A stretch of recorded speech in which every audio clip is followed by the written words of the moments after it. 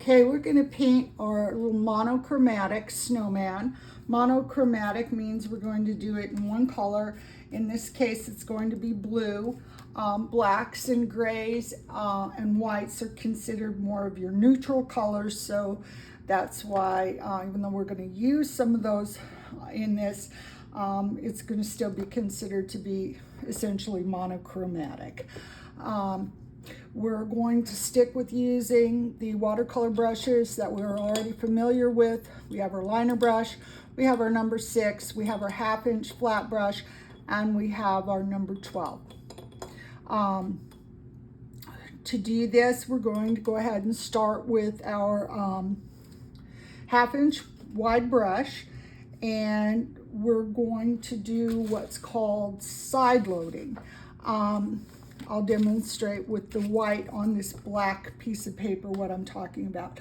When you side load a brush, it means, when you side, kind of got a mess going on here. When you side load a brush, I'm talking about taking one edge of the brush and putting it into the paint, okay? With water across, but paint's only on one side. Okay, we're going to want to pretend that our shadow for this is coming from up here. So that would mean that the light will hit on this side and be less towards the center, okay? And if you need to, you can always hit that edge of the brush and get a little more paint. But that's what we're talking about when we say side loading. All right, for this, if our light source is up here, and it's going to be the same on this one, then that means that the light is going to strike coming from up here. It'll hit the top of the hat, this side of the snowman, and come this way.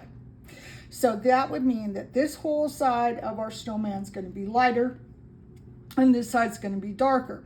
And where I don't normally advocate for using a whole lot of the white, they call it Chinese white, that comes with your kit, for this particular thing where we've already dyed our background to this nice pale blue, we are going to need to come back in and add in some light. So this is when you would use your white. And by side loading the brush and only having water on one side, it kind of eliminates that step that we've talked about where you have to put the water down and then come back with the paint and let the paint dissipate into the water. Both techniques work. You can use whichever way works best for you. I like saving time when I'm doing these little watercolor paintings because I might do a dozen of them in a couple of days to send to my mother-in-law to send out for birthdays and births of babies and, you know, all the things you need a card for that you would run to the store and grab some.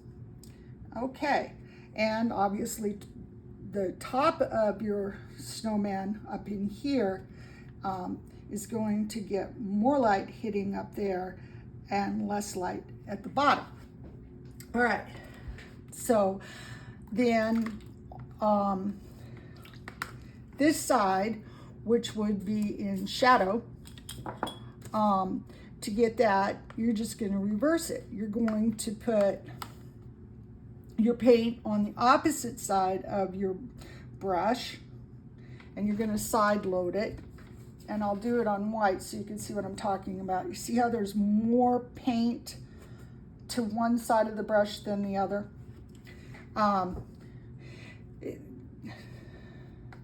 Given that this paint's slightly wetter, it might actually be good to blot just a little bit of the water off the brush, just so it doesn't travel quite as far.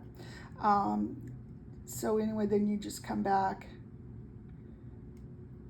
and hit one side of the thing, and then if you needed to get some fresh water and blend it out. Okay, there's also going direct and getting a little more intense color on the very far edge of the brush. Don't worry if you miss the line just a little bit. It'll be all right. Okay, so that's all we're talking about with shadowing. Now, obviously, on the face, you can't use a brush this big because if you tried to, you would go over everything and end up with a total mess on your face. So you're going to have to go ahead and adjust to a smaller brush. And for this one, we're going to take some clean water and we're going to put it here beside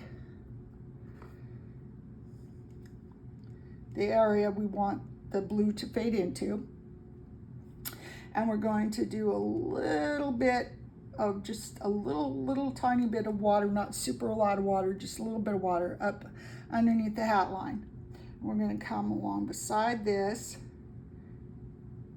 and don't worry about it if it's in the scarf a little bit because that side of the scarf would be in shadow anyway. All right, so we got our shadow. And you can always come with a little fresh water and blend it in if you need to. Remembering that there's going to be some shadow underneath the hat. All right, there would also be a little bit of shadow, and you might want to let this dry before you do this if you're at all concerned so you don't get blooms. It's still wet enough. There would be a shadow underneath here. Due to the light coming from up here, it would cast a shadow down in here. Okay. And there would also be a little bit of a cast shadow in under here, underneath the scarf. Now I'm working really quickly because I don't figure you want to spend 10 years watching this. All right, so at this point, you can't play with it until it dries down in this area. So you got to work someplace else. You could work over here to this side with your flat brush. If you said, well, you know, I don't think it's as white as I want it to be, and I need it to be a little more defined over there, you could take some of this lighter blue that we have, and you could come in near the side.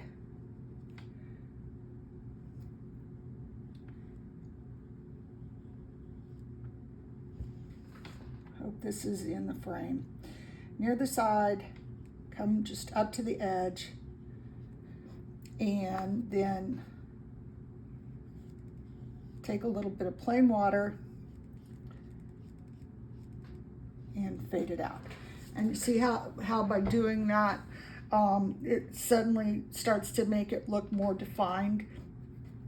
And don't worry about over here and in this area. We'll come back and do some lines that look like snowdrifts, but we're going to need to wait to do that until a little bit later. All right, so you got all that. Now, what else could you paint right now while it's still wet?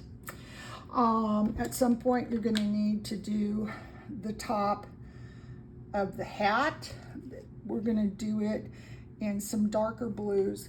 So you could do this part, or you could choose to do this part in here, because that way when you come back later, it will be dry next to this and it will be dry next to that.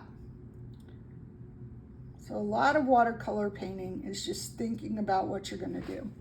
And if you've noticed, I've allowed the paint I've kind of pulled some of the paint towards this area, and I've just gone back in and gotten a little bit of intense paint and dropped it in. And then you get that automatic look of light and shadow. Okay, a lot of people think that painting is really, really hard. And it isn't actually all that hard if you keep in mind that you are simply painting light and shadow. All right, so these trees, they don't actually touch anything. So you could paint them, and you'll probably want to do them fairly light in color because you want them to feel like they're in the background. So just play a little bit. This is, the more you play with this and don't try to control it, it's one of those things that'll actually look better with less control than with more. Okay? And you're just kind of doing the illusion of trees. And it's okay if they bump into each other, doesn't matter.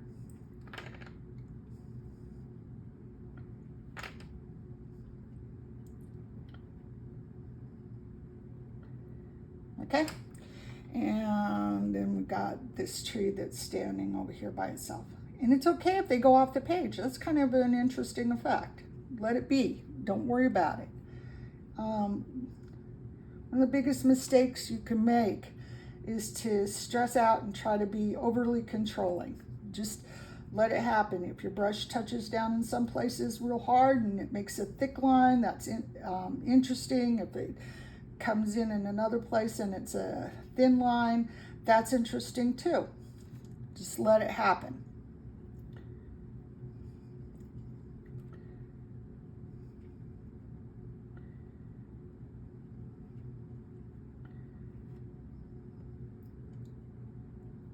Okay. All right. For visual interest, might be a good idea if this tree comes down enough that it kind of goes where the arm is. That kind of interconnects the whole thing. All right, so that's all there is to it. You let it dry and then you figure out, okay, is it dry enough over in here for me to add more color? Now, to make an almost black with your navy blue, you would combine orange, which is the complementary color of the complementary color to blue, a little bit of that. Over here, we've got some, okay. And then we're going to add in some of our intense blue. And look at it, see, is that, no, it's still looking kind of green. So you're going to get considerably more blue, actually. And I knew that would be the case, but I wanted to show you. Okay, you can always add more. So you add it, it's a really dark blue that leans towards being a black, and you can always test over here on a piece of paper and see, is that the color I want? All right, so for the eyes, you're going to want to leave a little dot in the center of the eye. This is that's white instead of being fully blacked in, just a little dot.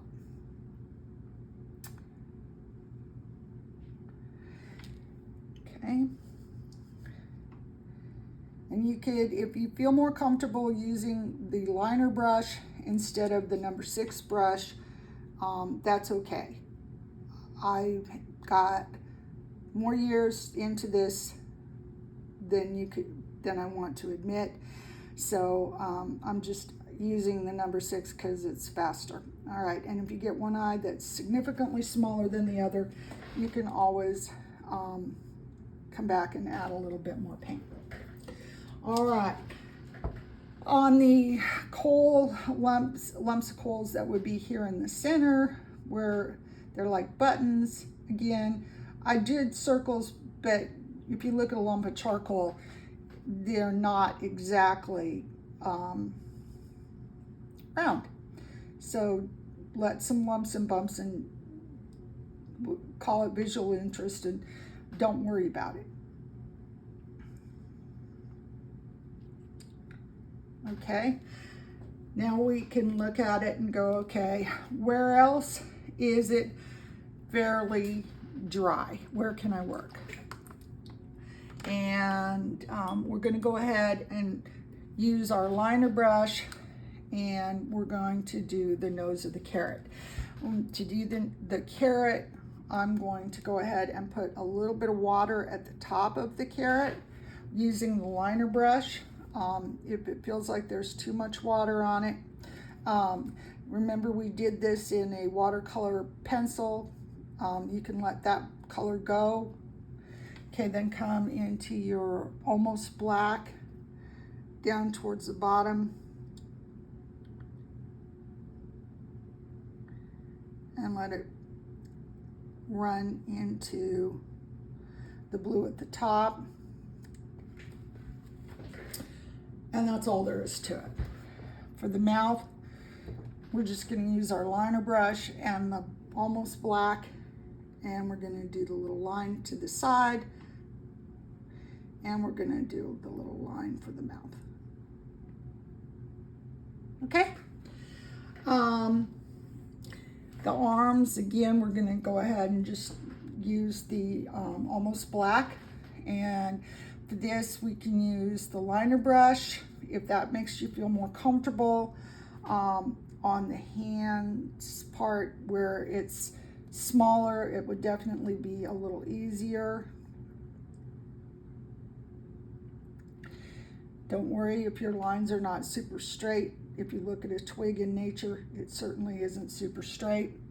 When you get ready to do the upper arm, you're going to use a little more pressure at the top with your brush, push down harder, come down and meet the hand. Same thing on the other side.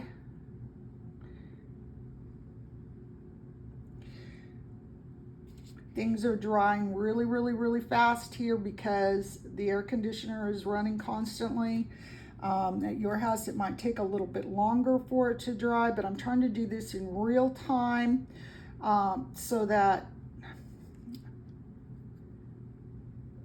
you understand how much time really is involved. A lot of times you'll watch these shows on TV and they'll have 3 or 4 things going all at the same time, and that's great, but it gives people somewhat of a false understanding of how long things should take and what's really going to be involved with it.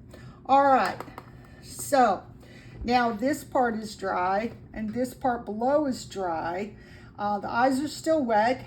Some other areas are still wet, so we can't work there. So we're going to come up here, and let's say that this part of the hat is essentially whites and it's got a little bit of color in it. And we're going to take that color that we put down for the drawing and let it just blend out. Okay, and if it looks too dark in some place, come in with your brush and your paper towel and lift off some of the color. And then if you want to add more color on the shadowed side,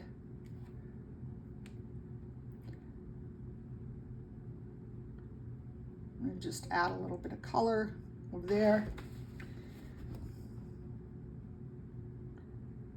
And again, the underneath side of the rim of the hat would also be slightly darker because it would be in shadow. All right, that's all there is to it.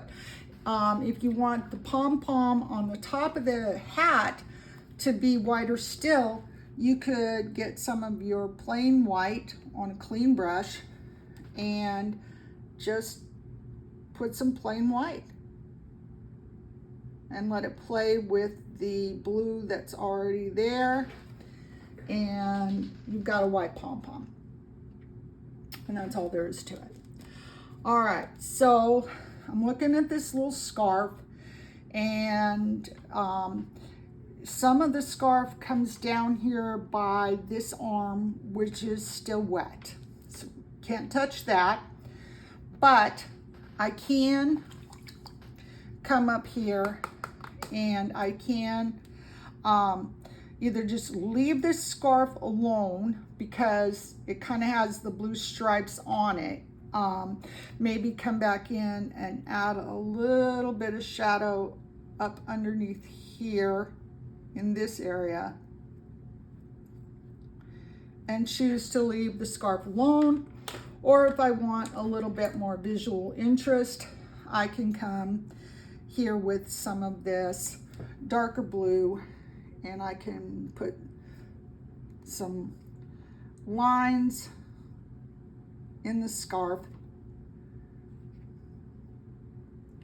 giving it a pattern.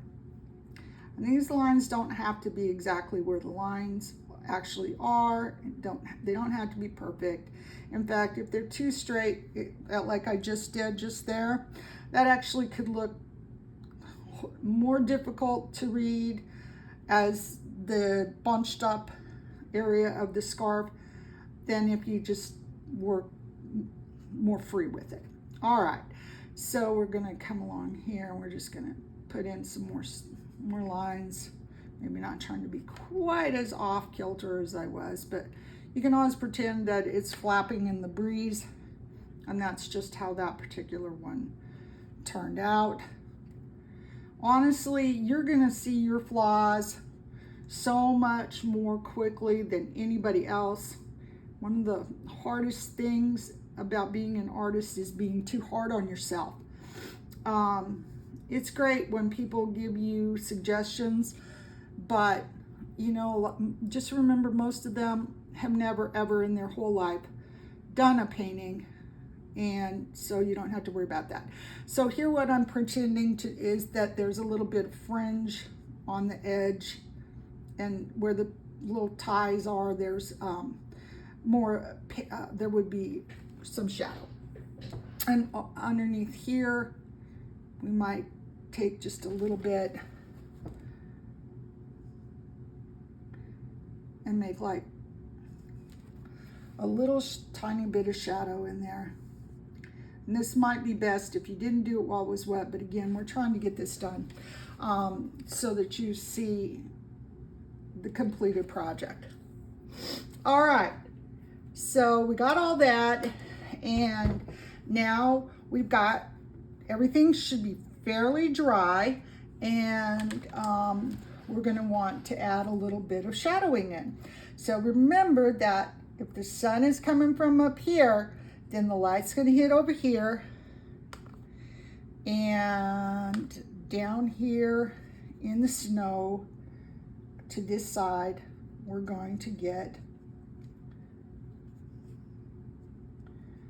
a shadow of our snowman.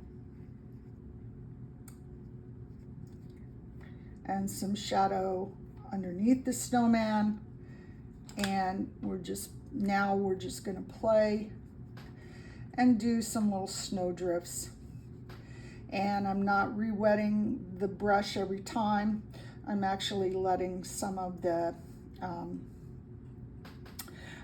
deliberately using up some of the paint so that it gets lighter and lighter as you go back, and the brush runs out of paint. Okay, I wouldn't bother trying to add clouds. I would just leave it like this. You can always tweak and do other things if you wanted to, but essentially your snowman is done. You've got your light coming from up here, you've got a little interesting background of trees, you got the shadows hitting it, and it's reading snowman. And that's all you're really trying to do. You're creating an illusion of a snowman.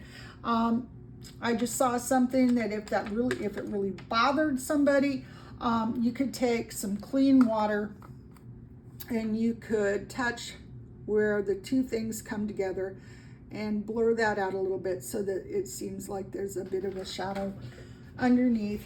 And if it looks too much, just get a little bit of fresh water, come back and lift some out. Done. Completely done. Sign it, you're done. All right, hope that's helpful.